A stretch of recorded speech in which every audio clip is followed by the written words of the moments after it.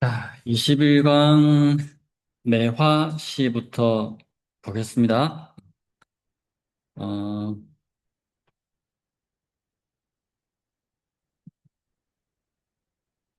매화시의 첫 번째 구절 보면요. 황혼, 리라, 견, 횡지 이렇게 되어 있습니다. 음, 제가 이 구절을 보면서 리락 어디서 봤는데 이렇게 생각을 했습니다. 여러분들 이 리락 어디서 본 기억납니까? 제발 기억난다고 말해줘. 기억납니까?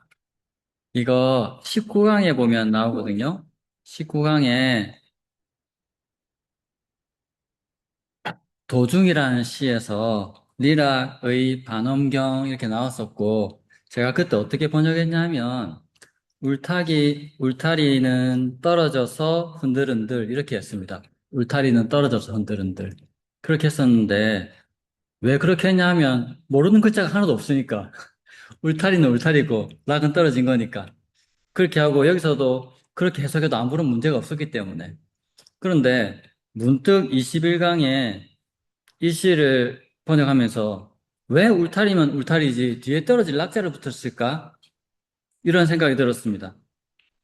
문득. 그래서 혹시 리락이 단어가 아닐까 하고 좀 찾아봤더니만 중국어 사전에 보니까 리락이 고어로 울타리라는 뜻이라고 되어 있었습니다. 그러니까 이거는 울타리가 떨어지다가 맞는지 리락이 꼭 울타리로만 쓰이는지는 문자학적으로 조금 더 공부를 해봐야 되는데, 일단은 사전적으로는 리락이 한 단어라고 일단 기억하시면 되겠습니다. 리락이 자체가 울타리다 이렇게 봐주시면 좋겠습니다.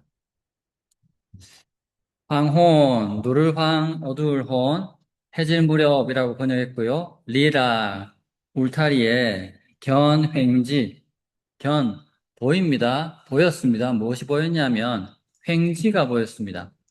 가로지를 횡, 가지지.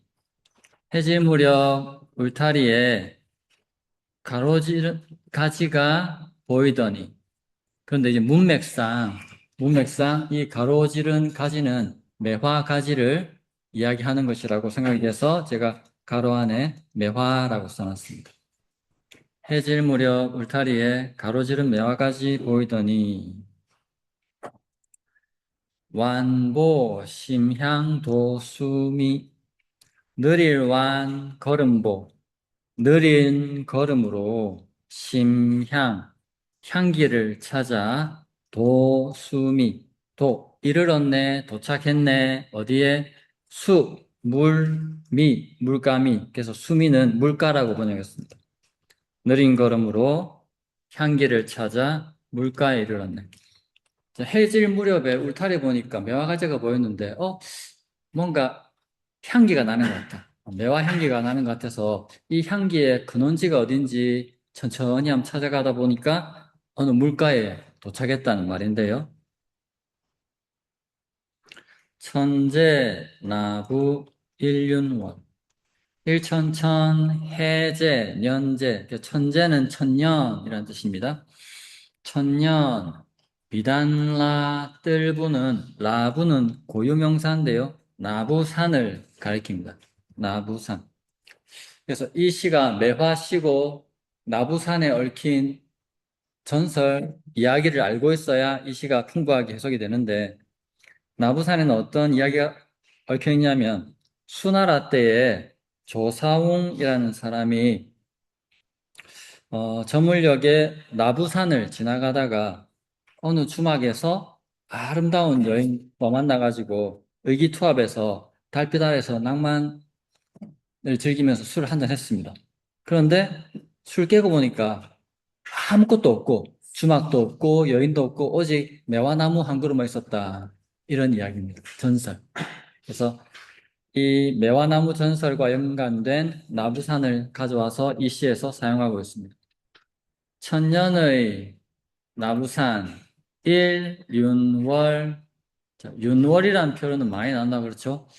보름달을 가리킬 때 보름달이 수레 바퀴처럼 둥글다고 해서 윤월이라는 표현을 많이 합니다. 그래서 제가 번역은 바퀴 같은 달 하나, 일윤월을 바퀴 같은 달 하나라고 번역했습니다. 천년의 나부산, 바퀴 같은 달 하나, 지금 내조 몽회시, 이를지 이재금, 지금 와서 지금에 이르러, 레조, 올레자 비출조, 지금 와서 지금에 이르러 와서 비추네 몽회시, 꿈에서 돌아온 때. 지금 와서 지금에 이르러 와서 비추네 꿈에서 돌아온 때. 이거 무슨 말일까?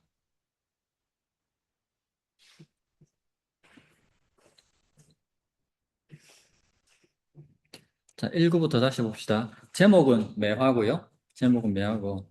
해질 무렵 울타리에 가로지른 매화가지 보이더니 느린 걸음으로 향기 찾아 물가에 이르렀네. 천년의 나부산 바퀴 같은 달 하나 지금 와서 비추네 꿈에서 돌아온 때.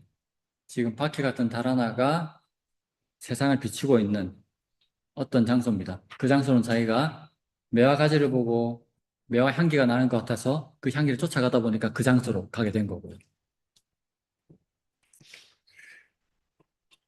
자, 이 시에 대해서 허균이 또한 저절로 사랑할 만하다라고 했습니다. 그래서 이 몽회를 어떻게 번역할까 생각해 보면 두 가지가 가능한 것 같습니다.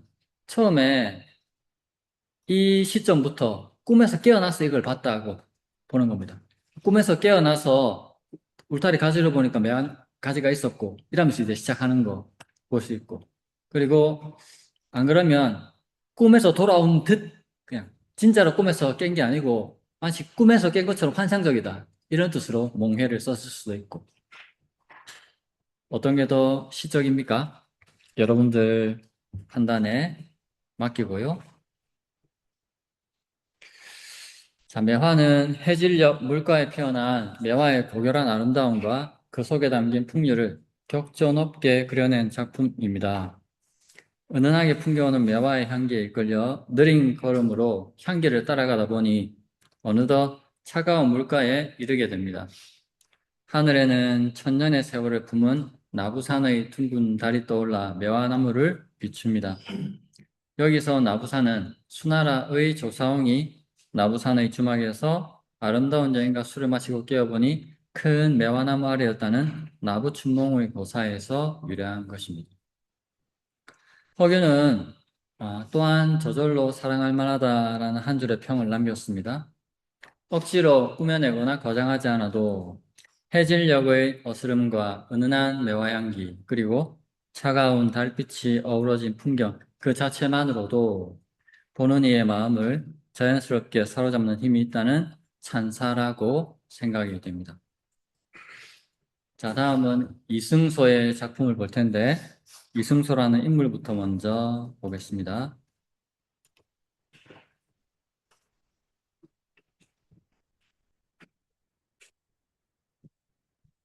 호가 삼탄입니다. 재주가 많았기 때문에 르네상스적 지식인이라고 표현을 했습니다. 자, 16살 때 진사시에 급제를 합니다. 사법고시 1차를 16살에 합격했다 하면 대단하죠. 25살 때 이제 최종 합격을 하는데 그때 합격도 장원급제를 합니다. 수석으로 합격을 하고 지편전으로 들어갑니다. 엘리트 중에 엘리트죠. 그래서 여러 가지 서적 편찬 작업에 함께 합류해서 서적들을 만듭니다. 그리고 1459년, 1480년 외교 사절로 명나라에 다녀옵니다. 그래서 실무 행정에 있어서도 뛰어났고 그리고 자연과학에도 뛰어났다고 합니다. 그런데 거기다가 붓글씨를 정말 잘 썼답니다. 정말 다재다능했던 사람이라고 할 수가 있고요. 그리고 58세 때 국조 오래의라는 책을 편찬합니다.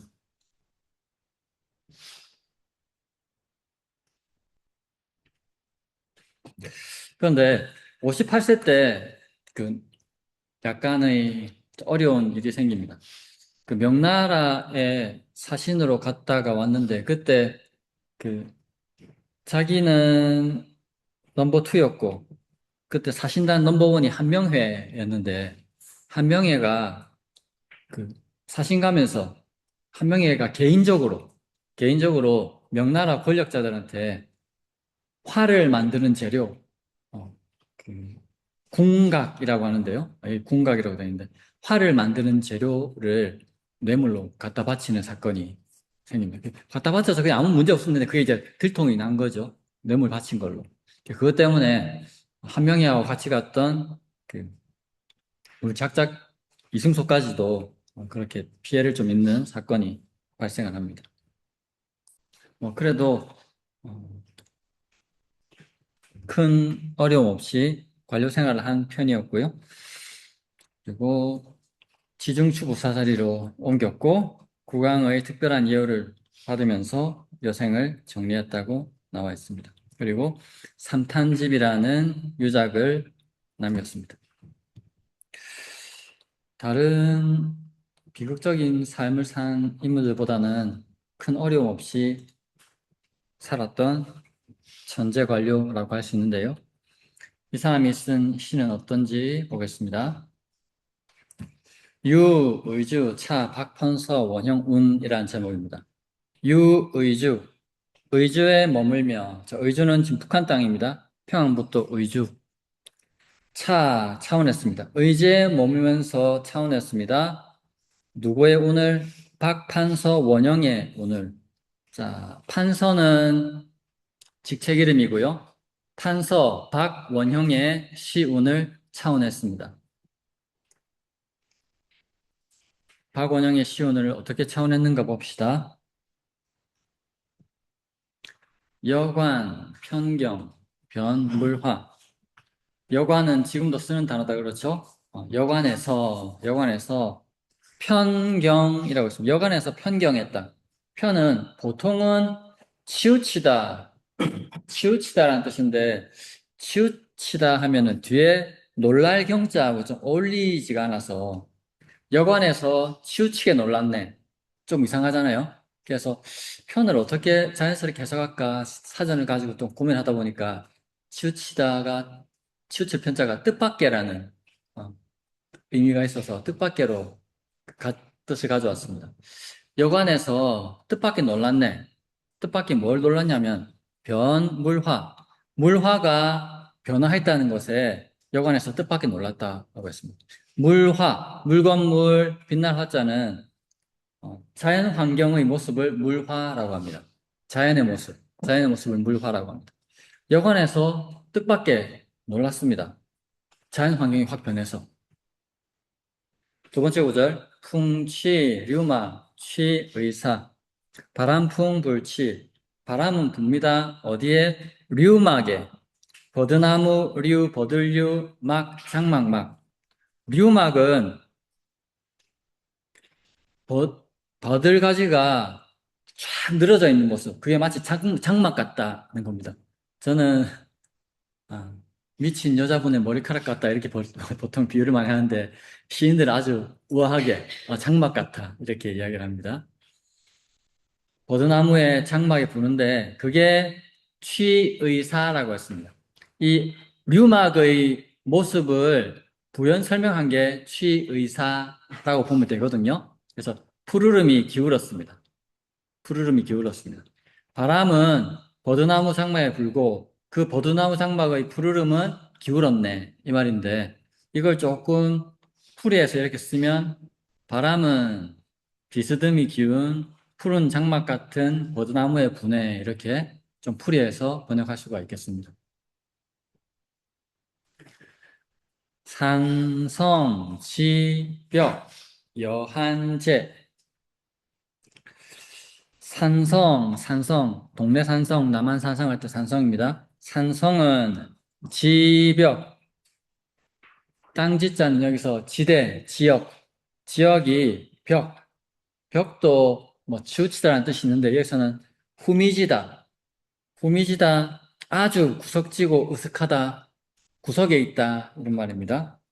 산성은 자리 잡은 지역이 후미져서 여한제, 남은 추위가 있는데, 자, 산성은 보통 국방을 위해서 짓기 때문에 지금도 국경 지역은 춥습니다. 국경 지역은 춥습니다. 북한에서는 국경 지역이 따뜻하다고 하던데 입장이 다르니까 그렇네.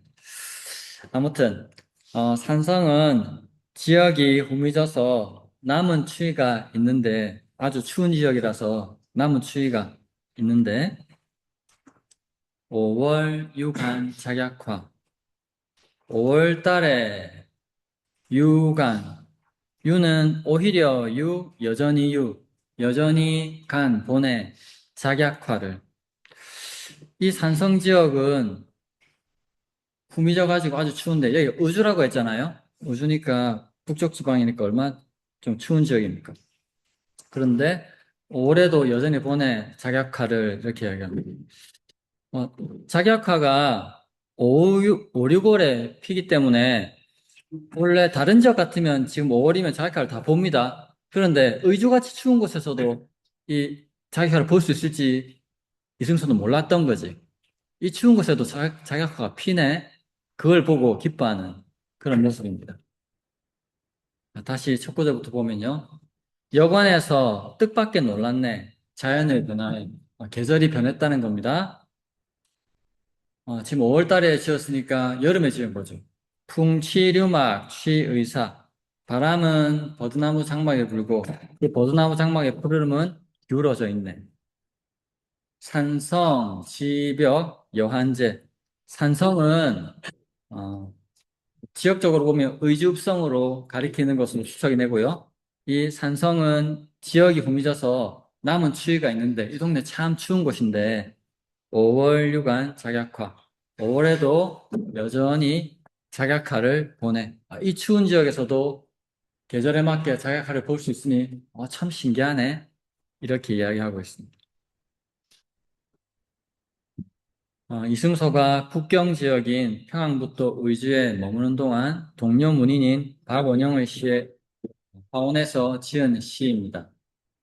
변방의 여관에서 마주한 계절의 변화와 이국적인 풍경을 담담하면서도 섬세한 시선으로 포착했습니다. 1구와 2구에서는 낙원의 신세로 묵고 있는 여관에서 문득 깨달은 자연의 아름다움을 노래합니다. 계절이 벌써 이렇게 한여름이 되었네 하는 거겠죠. 마침 바람이 불어오자 마치 푸른 장막처럼 늘어져 있던 수양보들 가지가 한쪽으로 비스듬히 기울어지며 춤을 추는 듯한 장면이 펼쳐집니다. 3과 4구에서는 국경지대인 의주만의 독특한 기후와 풍경이 대조적으로 드러나는데 달력상으로는 완연한 여름인데도 음력으로 4, 5, 6월이 완전히 여름이니까요. 5월이면 한여름입니다. 달력상으로는 완연한 여름인데도 여전히 이 의주지방은 초봄의 그런 한기가 느껴지는 그런 지역이었습니다.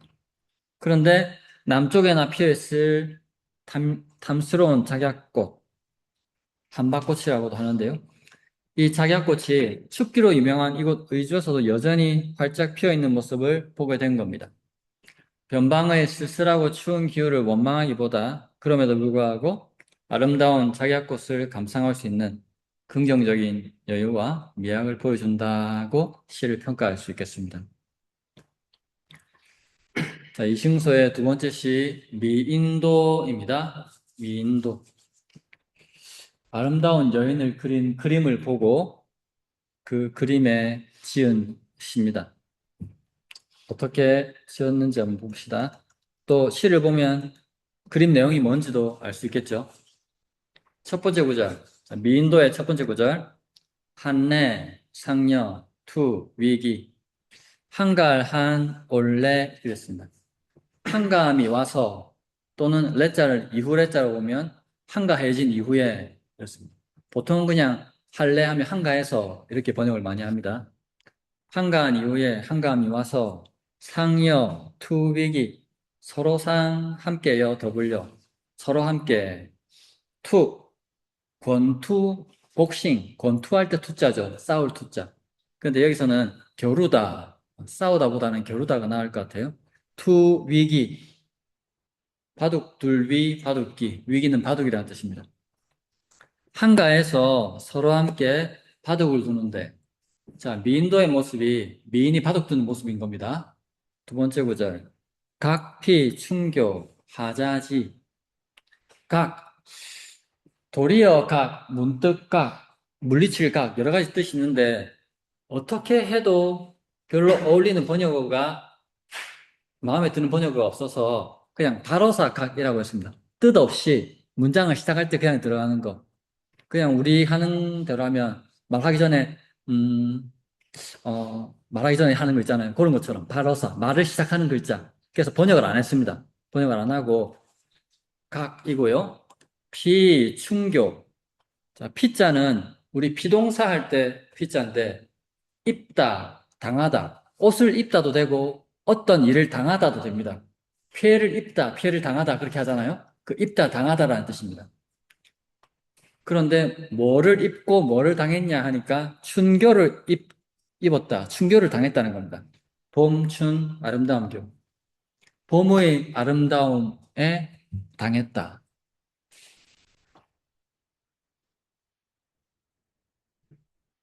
뭘 말하는지 알겠습니까? 봄에 홀딱 반했다는 겁니다. 봄 날씨에. 봄 날씨에 홀딱 반해가지고 마음을 뺏겨버렸다는 겁니다. 그거를 피춘교라고 표현했습니다. 봄의 아름다움에 당했다. 봄의 아름다움에 피해를 입었다. 뭐 이렇게 되는 거죠. 그래서 봄의 아름다움에 흠뻑 빠져가지고 하자가 지합니다. 하는 내릴 하자인데 바둑 돌을 두려면 내려야 되죠. 두다 하다. 그래서 제가 하자를 바둑 둘 하자로 번역을 했고요. 자는 바둑돌 자자입니다. 바둑돌 두는 것이 더디네. 지금 날씨 좋아가지고 한가해가지고 어떤 사람하고 같이 바둑돌을 두는데 이 미인이 너무 봄 경치에 푹 빠져가지고 지금 바둑을 둬야 되는데 바둑을 안 두고 딴 생각하고 있다는 겁니다. 3구, 4구 보겠습니다. 숫타, 향실, 무한의 손숫자, 손으로 탁, 받칩니다. 받칠 탁, 손으로 받쳤습니다. 무엇을? 향식, 향기로운 뺨을. 손으로 향기로운 뺨을 받치는, 손으로 향기로운 뺨을 받치는. 누구 손이고 누구 뺨입니까? 누구 손으로 누구 뺨을 받쳤다는 말입니까? 잘 모르겠지만, 아마 요염하게 바둑돌 여기 들고, 제가 미인돌 안 봤습니다만, 바둑돌 들고, 이렇게 하고 있겠죠. 어, 미인이 바둑돌을 손에 들고 그 손을 뺨에 이렇게 받친 모양.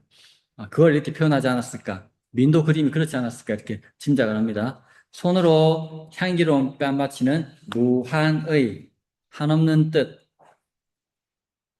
도화지상 전앵아, 복숭아도 꽃사, 복숭아꽃 지상, 가지지 윗상, 복숭아꽃 가지 위에 전앵아, 전, 쥐저기는 전, 꾀꼬리 앵, 어린, 새끼야.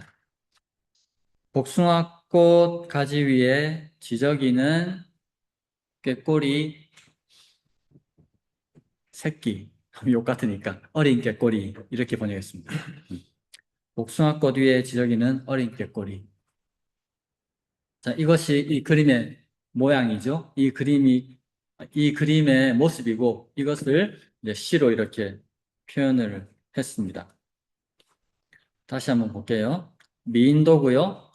한가한 이후 서로 함께 바둑을 두는데 봄의 아름다움을 입고는 봄에 흠뻑 빠져서 바둑돌 두기 더디네.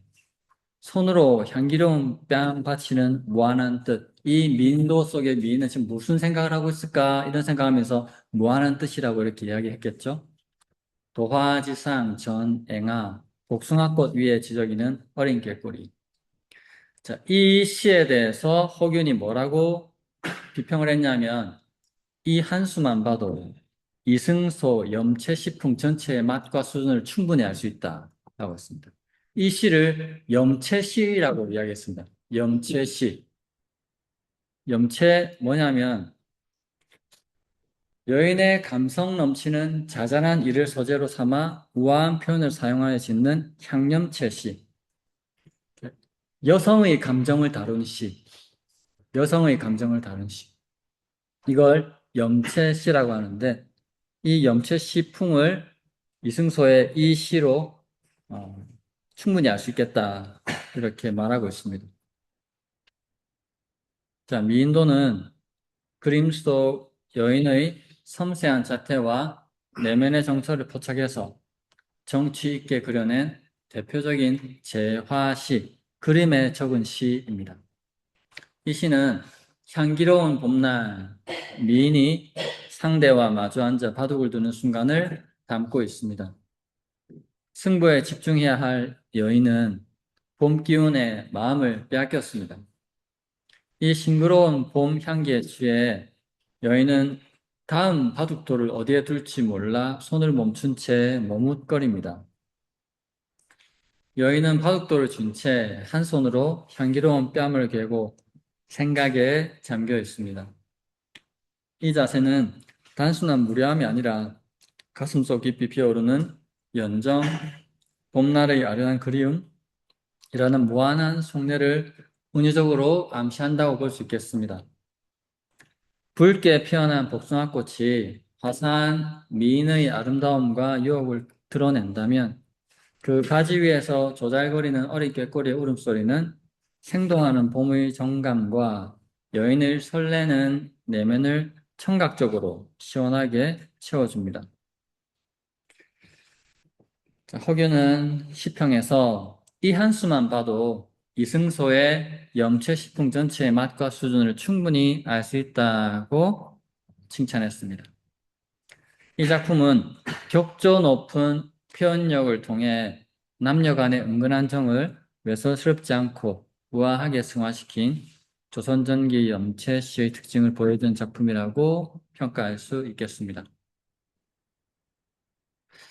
자, 다음은 김종직의 작품을 볼 텐데, 김종직 작가에 대해서 먼저 보겠습니다.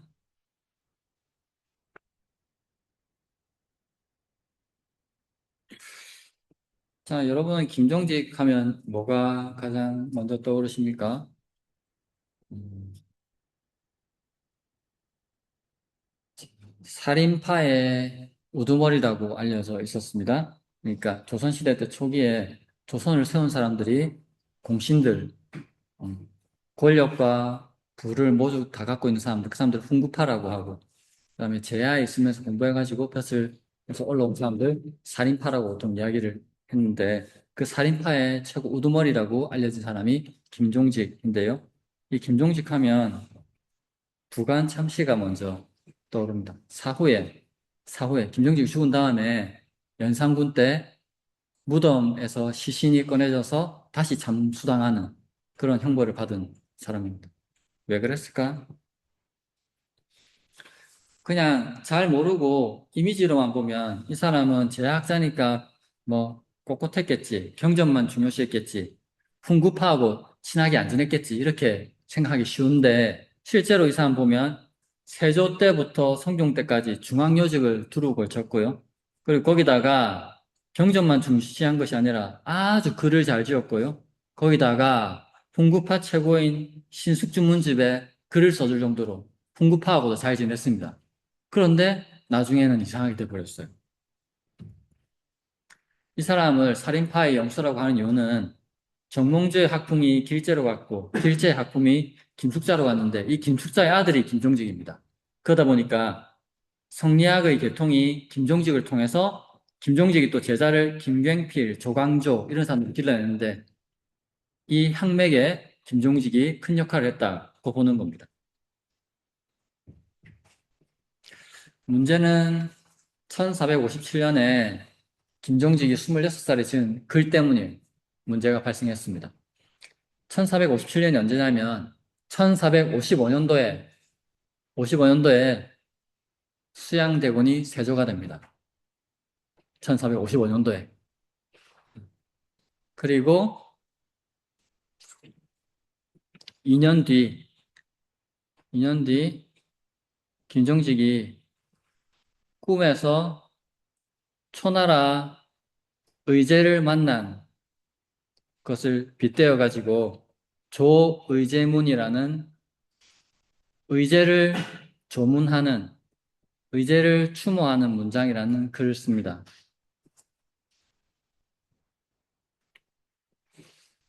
표면적인 글 내용은 이렇습니다. 의제가 삼촌이었던 항우한테 죽임을 당합니다. 그러니까 항우가 의제를 죽이고 지가 왕이 된 거죠. 근데 그 시기가 보면 수양대군이 단종을 죽이고 세조가 된 거하고 시기적으로 일치하죠. 그래서 이 사람이 벼슬살이 할 때는 뭐 이게 조의제문이 공론화될 일이 없으니까 아무 문제가 없었는데 나중에 음,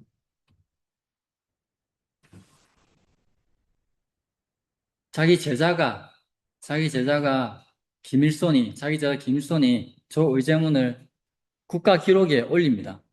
이거는 국가 기록에 남겨놔야 될 글이라고 생각을 하고 근데 그게 유자강한테 당시 권신이었던 유자강한테 그 사실이 이제 발각이 됩니다. 유자강은 어떤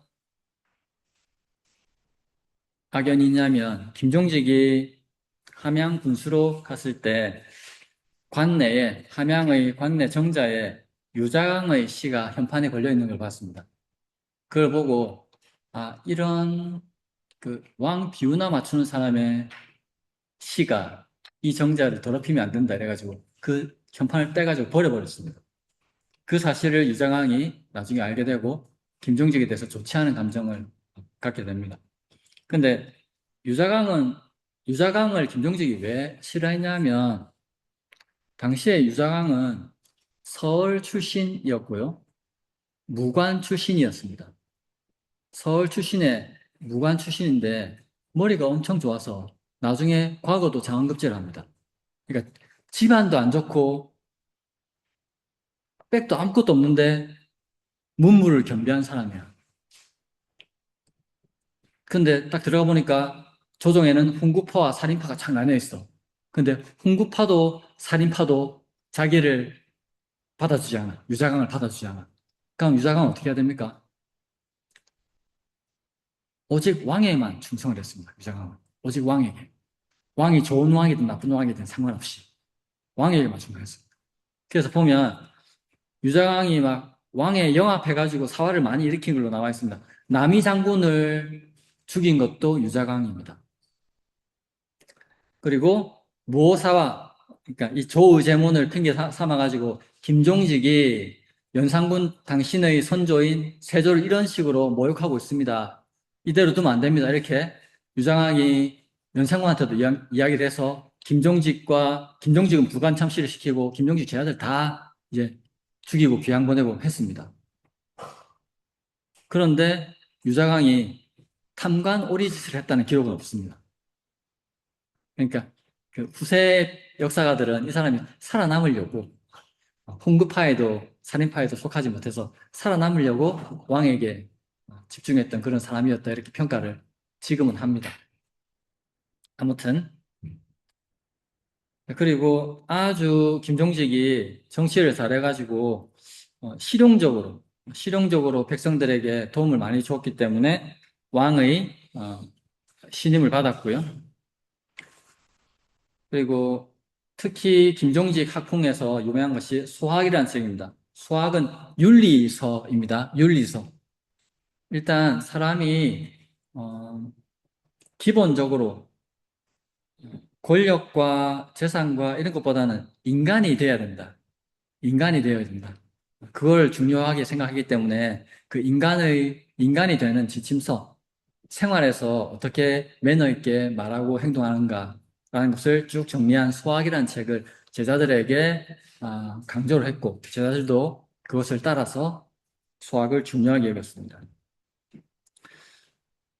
김종직 살아생전에는 워낙 뛰어난 정치가고 뛰어난 문인이라서 아무 문제 없이 이렇게 잘 살았는데, 제자가 존경하는 스승의 글을 역사 기록에 남기고 싶다는 그 욕심을 부린 것, 그것이 빌미가 돼가지고 거의 살인파가 다 붕괴되는 그런 일까지 겪게 되는 겁니다. 그래서 부관 참시당하고 글은 다 불태워지고 그렇게 되는데요. 그럼에도 불구하고 나중에 연산군이 죽고 중종이 왕이 되면서 명예가 다시 회복됩니다. 그럼에도 불구하고 살인파의 그 무오사와의 빌미를 제공한 것은 정말 안타까운 일이라고 할 수 있습니다. 자, 이러한 김종직이 지은 작품을 한번 보겠습니다.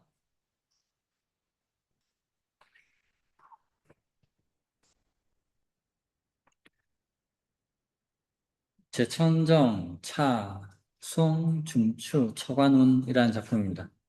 제천정에서 차운하다. 자, 제천정은 서울시 용산구 한남동에 있던 정자입니다.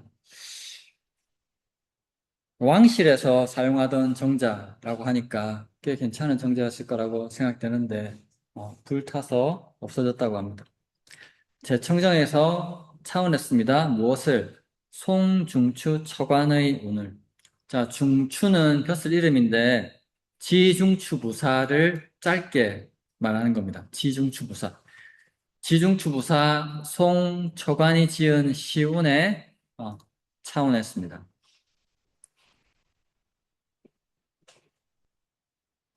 자, 내용을 보면 첫 번째 구절.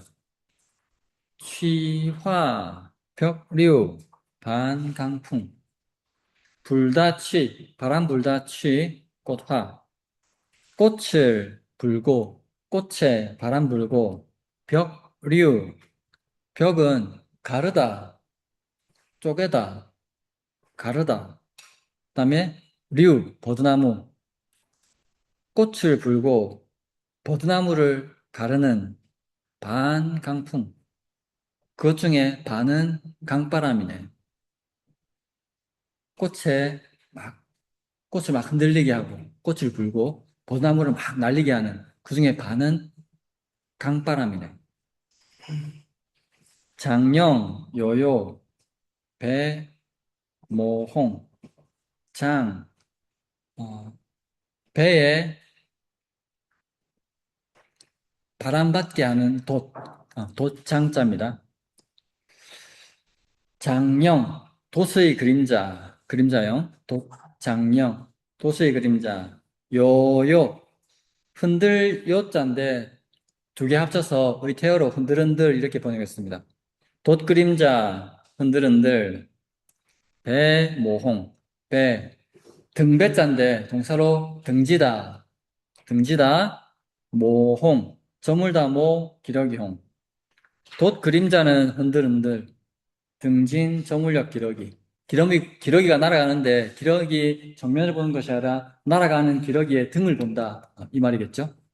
돛 그림자 흔들흔들 등진 저물력 기러기 일편향심 공의주 하나의 조각편 한 조각 향심 고향향 마음심 한 조각 고향 생각 고향 마음 자, 고향 마음은 고향을 그리워하는 마음이겠죠. 한 조각 고향 그리는 마음에 공의주 공은 길공자인데 여기서는 비어있다라고 하니까 별로 문맥상 안 맞는 것 같아요. 그래서 공연히라고 번역했습니다. 공연히. 한조가 고향 그리는 마음에 공연히 의주 기별의 기둥주. 한조가 고향 그리는 마음에 공연히 기둥에 기대니 백은 비도 주선중. 백운 흰 구름은 비도 비는 날다. 자, 도자는 보통은 법도 도자인데 이 도자 왼쪽에 물 숫자 붙이면 건널 도자거든요. 그래서 건널 도자로 쓰였다고 보는 게 더 맞을 것 같습니다. 그래서 나라 건너네. 흰 구름은 나라 건너네 주선중. 술 실은 배를 주선이라고 합니다. 술 실은 배 가운데를. 자, 시 전체적으로 한번 보겠습니다. 제천정에서 차원했습니다. 지중추부사 성초간에 운울려. 첫 번째 구절. 꽃을 불고 버드나무를 가르는 바는 강바람. 돛그림자 흔들흔들 등진 저물녘 기러기. 한조가 고향 그리는 마음에 공연히 기둥에 기대니. 흰 구름은 나라 건너네 술 실은 배 가운데를. 강에 술 실은 배가 가고 있고 그 위를 흰 구름이 가고 있는 모습을 이렇게 묘사하고 있습니다. 이 시를 보고 허균은 뭐라고 비평했냐면 기운의 정도가 넓고 두텁다 이렇게 했습니다. 시를 읽어보니까 기운이 넓고 두터운 것 같습니까? 일단 해석을 볼게요. 서울 용산구 한남동 한강이 내려다 보이는 나지막한 언덕 위에는 조선 왕실의 정자인 제청정이 있었습니다. 전필제 김종직 역시 이곳에 올라 선배 문인인 성초관이 남긴 시의 문자를 빌려와서 한강의 아름다운 저녁 풍광과 그 속에 감춰진 애틋한 향수를 노래했습니다. 꽃을 불고 버드나무를 가르는 바는 강바람. 봄날 혹은 초여름의 어느 날 한강 위로 시원한 바람이 불어옵니다. 그 바람은 단순히 부는 것이 아니라 피어난 꽃을 스쳐 불고 늘어진 버드나무 가지를 양옆으로 갈라 놓으며 지나갑니다. 그리고 돛 그림자 흔들흔들 등진 저물녘 기러기란 구절은요. 강 위에 떠있는 배의 돛 그림자는 물결을 따라 흔들흔들 춤을 추고 하늘에는 저녁 노을을 배경으로 고향을 향해 날아가는 기러기 떼가 보입니다. 한조가 고향 그리는 마음 공연히 기둥에 기대니 일편앙심 공의주는요. 물결에 흔들리는 돛 그림자와 날아가는 기러기를 바라보던 시인의 가슴 속에는 문득 고향을 향한 그리움, 즉 향심이 피어오릅니다. 김종직이 밀양 사람이거든요. 밀려드는 외로움을 주체하지 못하고 그저 멍하니 정자의 기둥에 몸을 기대어 보지만 서글픈 마음은 쉽게 달래지지 않습니다. 마지막 구절에서 흰 구름 나라 건너네 술 실은 배 가운데를 이라고 했습니다. 고향에 가지 못해서 울적했던 마음은 대자연의 장엄한 풍경과 동화되면서 호련히 사라지고 드넓은 호연지기로 승화됩니다. 허균은 이 작품에 대해 기운의 정도가 넓고 두텁으며 웅장하다라는 뜻의 비평을 남겼습니다. 보통 고향을 그리워하는 시는 자칫 감상적이고 나약해지기가 쉽습니다. 그런데 김종직은 기둥에 기대어 외로워하는 개인의 감정에 머물지 않았습니다. 마지막 순간에 한강을 가로지르는 거대한 흰구름과 요요자적한 술 실은 배를 등장시킴으로써 시의 분위기를 단숨이 압도적이고 시원스러운 공간감으로 전환했다는 점을 칭찬하고 있는 것으로 보입니다. 자, 김종직의 다음 시 보겠습니다. 보천탄 즉사입니다. 보천탄은 지금 경상북도 구미에 있는 강정나루의 다른 이름이 보천탄입니다. 보천탄에서 즉사, 일에 나아가다라고 해서 즉흥시를 즉사라고 한다고 했습니다. 보천탄에서 즉흥적으로 짓다라는 시입니다. 그러니까 보천탄의 강정나루의 여울물을 보고 지은 시가 되겠죠. 첫 번째 구절. 도화랑고 기척허 복숭아도 꽃화 물결랑 도화랑 복숭아꽃 물결 복숭아꽃 물결 이게 뭐냐면 한 시에 복숭아꽃 물결이라는 도화랑이라는 단어가 덜어 나오는데 이것은 복숭아꽃이 필 무렵에 출렁이는 강물결을 도화랑이라고 합니다. 그러니까 복숭아꽃이 활짝 필 때가 음력 3월이거든요. 음력 3월에 복숭아꽃이 떨어져 가지고 물 위에 떨어져서 흔들리는 그런 물결을 도화랑이라고 합니다. 복숭아꽃 물결 고 복숭아꽃 물결 고 높이는 기척허 기 몇 기 자척 정도호 몇 자 정도인가 지금 이 날 좋은 음력 3월의 강물결은 그 높이가 어느 정도인가 이 말입니다.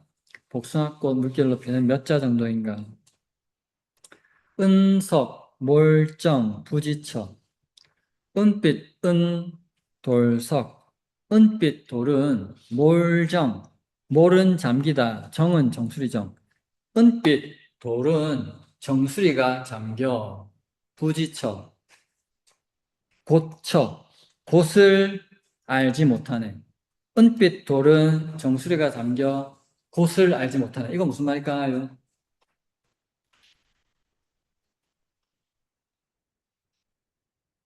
앞구절에서 물결이 몇 자가 높은지 물어봤잖아요. 자, 우리 부산에 오륙도가 있습니다. 왜 오륙도입니까? 어떨 때는 섬이 5개로 보이고, 어떨 때는 섬이 6개로 보여서, 수량이 높을 때는 섬이 5개로 보이고, 수량이 적을 때는 섬이 6개로 보여서, 그하고 똑같은 겁니다. 지금 강물에 수량이 없을 때는 은빛 돌에 정수리가 다 보입니다. 근데 지금 수량이 높아서 은빛 돌에 정수리가 물에 잠겨서 은빛 돌이 어딘지 부지쳐 알 수가 없다 이 말입니다. 수량이 높아졌다 이 말입니다. 자, 이 구절에 대해서 평을 허균이 곧고 튼튼해서 옛 시의 경지에 들어갔다. 옛날 시의 고풍스러운 맛을 어, 지금 김종직이 보여준다. 이렇게 이야기하고 있습니다. 세 번째 구절. 량량 로자 실국이 둘량 그냥 둘둘 또는 뭐 쌍쌍이 이렇게 되겠죠. 둘둘 로자는 물새 가마우지라는 물새를 말합니다. 둘둘 짝지은 가마우지는 실국이 잃어버릴 실구 옛날 구기 물가기 둘둘 가마우지는 옛 물가를 잃었습니다. 왜 가마우지가 옛 물가를 잃었을까요? 1, 2부를 같이 생각해 보면 왜 잃었을까요? 아마도 이 가마우지가 은빛 돌 위에 앉아가지고 막 사냥을 하고 쉬고 이렇게 했을 겁니다. 근데 수량이 높아져가지고 은빛 돌이 정수까지 잠겨버렸어. 그러니까 이제 잘 안 보이죠? 은빛 돌이. 그러니까 가마우지도 어디에 내 발을 디뎌야 될지 몰라서 어쩔 줄 모르는 모습을 이렇게 표현한 겁니다. 실국이라고.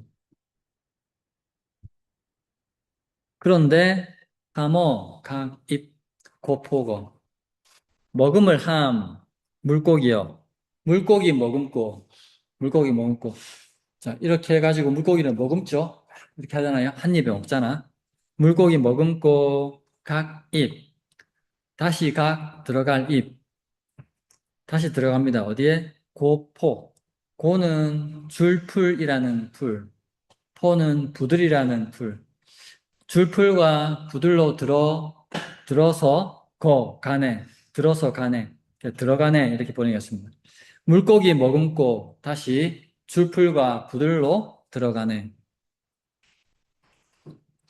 새가 물고기를 먹고 풀속으로 확 들어가는 모습을 이렇게 표현하고 있습니다. 자, 이 시에 대해서 유독 이 절구는 당시와 비슷하다라고 허균이 평가했습니다. 자, 이 말은 뭡니까? 김종직이 평소에는 당시를 잘 안 쓴 사람이란 말이죠. 김종직 씨는 이 사람이 아마도 당시보다는 송시에 가까웠던 것으로 생각했던 모양입니다. 허균은. 그러니까 약간 이론적이고 철학적이고 이런 시들을 많이 김종직이 많이 썼는데 이 시는 인간의 감정을 강풍에 맞게 이렇게 노래하고 있다고 혹은 평가하고 있습니다. 자, 이 시 전체적으로 다시 한번 보겠습니다. 보천탄 즉사입니다. 보천탄이라는 강정나루에서 즉흥적으로 그 장면을 보고 쓴 시입니다. 도아랑고 기척허 복숭아꽃 물결 높이 몇 자 정도인가 은석 몰정 부지쳐 은빛 돌은 정수리가 잠겨서 있는 곳을 모르겠네. 량량로자 실국이 둘둘 쌍쌍이 가마우지는 실국이 옛 물가를 잃었지만 하머 가기 고포고 물고기 머금고 다시 주풀과 부들풀로 들어가네.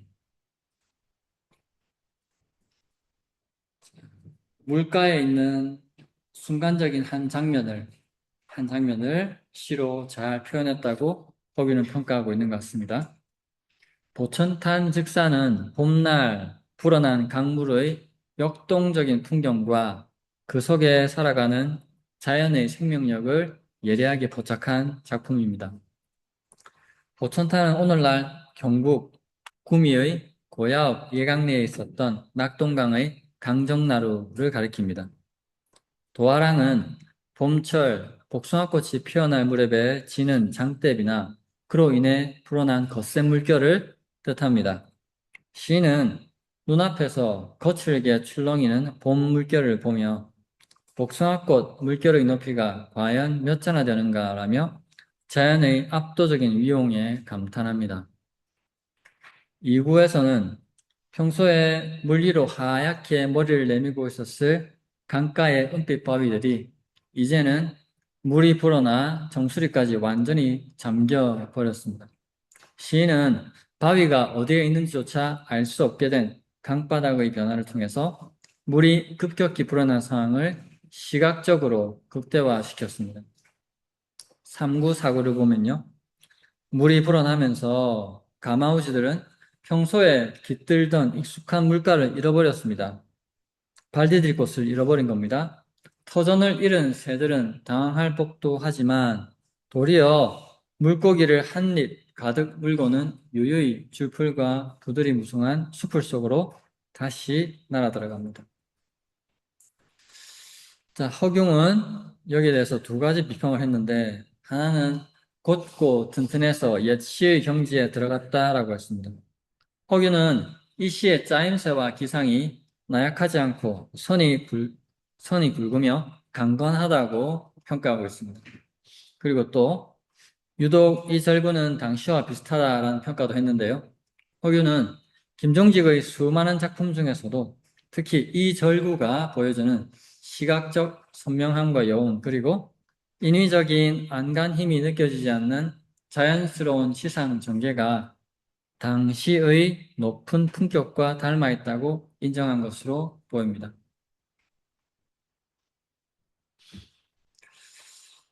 자, 다음 작품은 김시습의 작품이고요.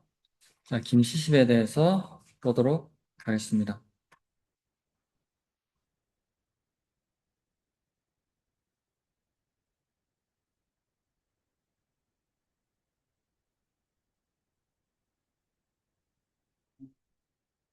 우리가 그 작가 설명하면서 계속 뭐 천재다, 천재다, 천재다 막 이야기하는데 그 천재 중에 베스트 오브 베스트를 하면 김시습이라는 말이 있습니다. 베스트 오브 베스트 김시습. 이건 김종직이잖아.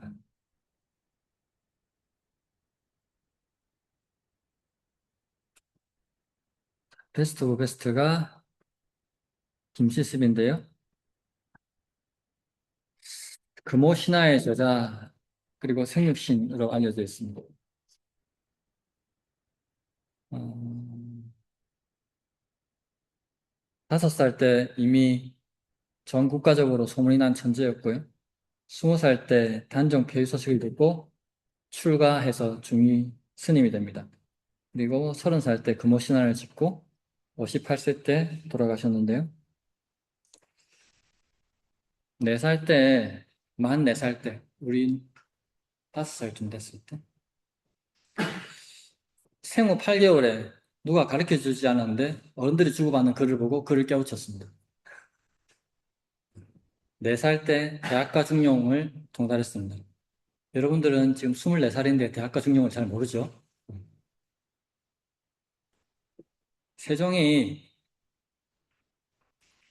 그때 세종이 왕이었는데, 그때,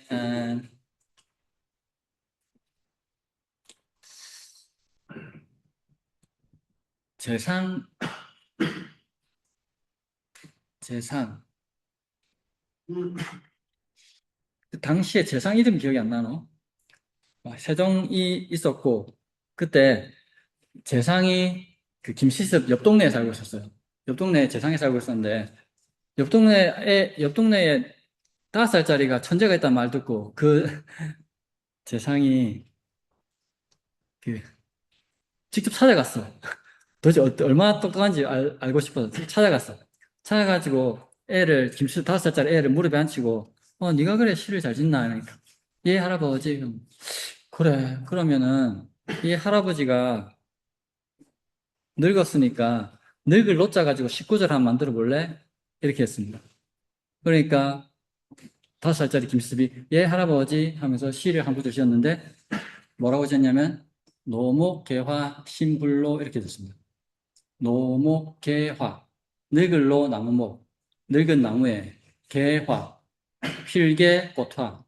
꽃이 피었으니 심불로. 마음심, 아니불, 늙을로.